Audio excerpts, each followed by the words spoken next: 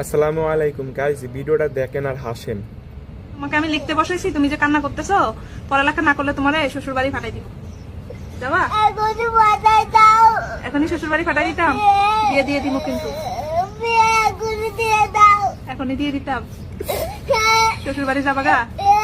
হ্যাঁ, শ্বশুর বাড়িতে কি করবা? একলা বসে বসে থাকবা? বইগুলো এখানে রাখি যাবা? শ্বশুর বাড়ি গেলে তো কাজ করা লাগবে, পারবা? পারবা না? তাহলে তো ওরাও ওখান থেকে ওখানেও থাকতে দিবে না, তাহলে কি করবা? একটা লাঠি নিজে কারে মারবা? শ্বশুরকে মারবা? আচ্ছা, লাঠি নিয়ে যায়, শ্বশুরকে মারা লাগবে না, তুমি এইখানেই থাকবা, কিন্তু তুমি পড়ালেখা করবা। হ্যাঁ, পড়ালেখা করবে না? করবে না? হ্যাঁ, শুধু রাখ দেখা।